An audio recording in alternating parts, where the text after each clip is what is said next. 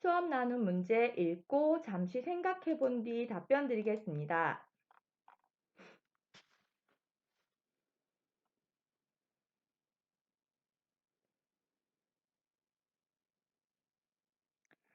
답변 드리겠습니다. 저는 학생들에게 민주적인 해결 방안을 생각해 보는 배움이 일어나게 하였습니다. 일방적으로 대화와 타협, 다수결의 원리, 소수 의견의 존중 등을 주입하는 것이 아니라 학생들이 학급 회의 시간에 했던 활동을 통하여 자신들이 실제로 했던 민주적인 해결 방안의 방법을 찾는 것을 생각해 보도록 하였습니다. 학생들은 이렇게 자신이 실제로 했던 행동을 통해 배울 때 가장 즐겁게 배우며 가장 효과적으로 배울 수 있다고 생각합니다. 저는 이러한 상황에서 학생들이 민주적인 해결 방안의 원리에 대하여 결정하고 정의하는 활동을 실제로 해보도록 하였습니다.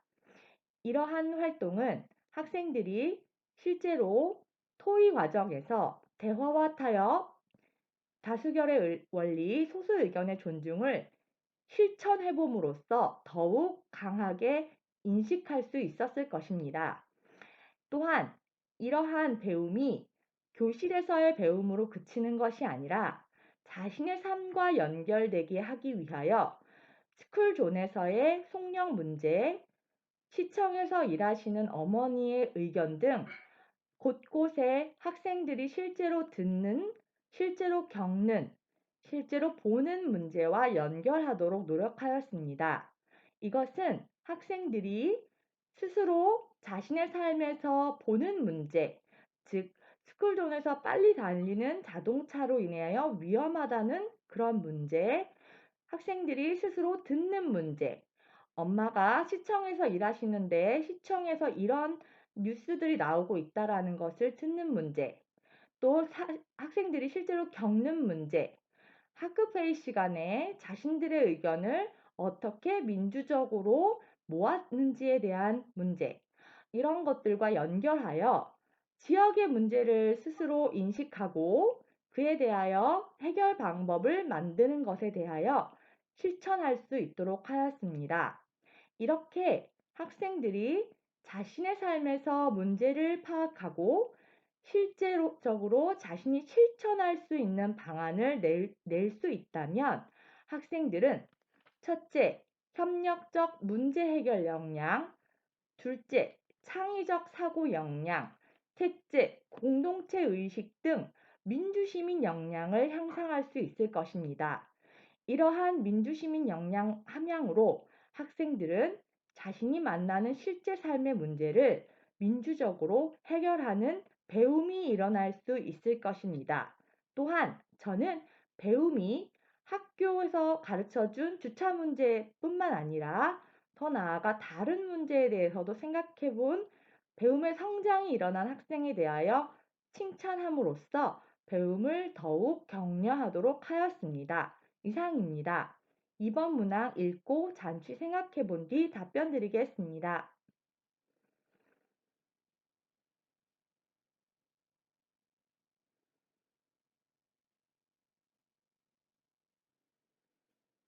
답변 드리겠습니다. 첫째, 학생들에게 배움을 일으킬 수 있는 질문은 여러분의 생각은 어떤 것인가요? 라는 질문을 하였습니다. 이것은 학생 스스로 자신의 입장을 결정하고 자신이 그러한 입장을 결정한 것에 이유를 적게 하는 질문이었습니다. 또한 선생님에게만 말하는 것이 아니라 짝짝 질문을 통해 자신이 그렇게 생각한 이유에 대하여 짝에게 설명하고 또 짝이 그렇게 생각한 이유를 들으면서 한층 더 배움을 성장할 수 있도록 하였습니다. 두 번째로 저는 학생들이 실제 생활에서 어떤 일을 겪었나요? 어떤 것이 공동의 문제가 될 수 있나요? 라고 물어보았습니다. 이러한 질문에 학생들이 우다다 토론회, 학급회의, 엄마나 지역사회에서 실제 겪었던 이야기 등을 실제로 말을 하면서 학생들이 배움을 일으킬 수 있는 질문을 하였습니다. 이는 민주적인 해결 방안이라고 하는 대화와 타협, 다수결의 원리, 소수 의견의 존중 등을 학생의 입으로 스스로 나올 수 있도록 하기 위한 것이었습니다. 이러한 것은 확산적 질문으로서 답이 정해져 있지 않습니다. 이러한 질문에 학생들은 자신의 생각을 좀 더 체계화시키고 다른 사람의 의견을 경청하며 자신의 삶과 연결하여 실생활에서 배움을 일으킬 수 있었을 것이라고 생각합니다. 경기도교육청은 학생 중심, 현장 중심의 배움을 강조하고 있습니다. 학생들이 무엇을 배워야 하는지를 결정하고 어떻게 배워야 하는지도 결정하고 그를 통해 성장할 때 교사는 긍정적 피드백을 제공하고 개별화된 피드백을 제공함으로써 배움을 일으키고 성장할 수 있을 것이라고 생각합니다. 이상입니다. 3번 문항 읽고 잠시 생각해 본 뒤 답변 드리겠습니다.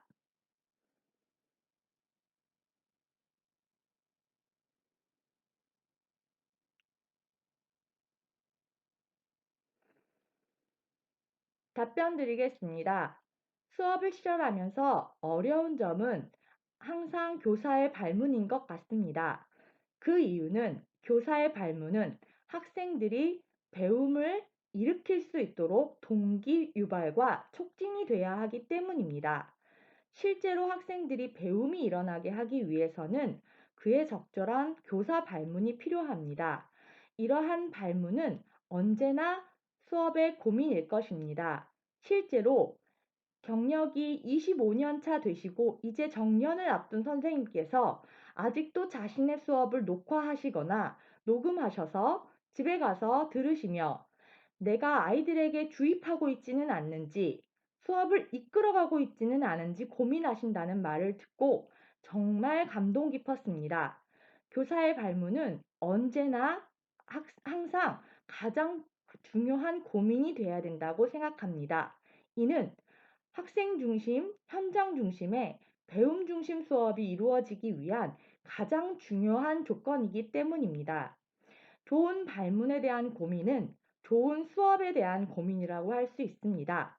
학생이 자신의 배움을 이끌어가고 학생이 자신의 성장을 볼 수 있고 학생이 자신의 실생활과 관련된 경험을 얘기할 수 있는 이러한 배움 중심 수업을 하기 위해서 교사는 계속적으로 연구해야 합니다. 저는 이러한 연구하는 교사가 되기 위하여 전문적 학습 공동체에 적극적으로 능동적으로 참여하여 언제나 배우는 교사가 되도록 하겠습니다. 이러한 배움을 기반으로 실제 수업에서 학생들의 창의적 사고, 확산적 사고, 실제 삶과 연계된 사고를 할 수 있도록 좋은 발문을 만드는데 노력할 것입니다. 또한 요즘에 많이 이루어지고 있는 교육 포럼 등에 참여하여 초등학교에서만 이루어지는 발문이 아니라 나중에 더 고등 기관으로 가서 어떤 과정을 공부하는지도 배울 것입니다.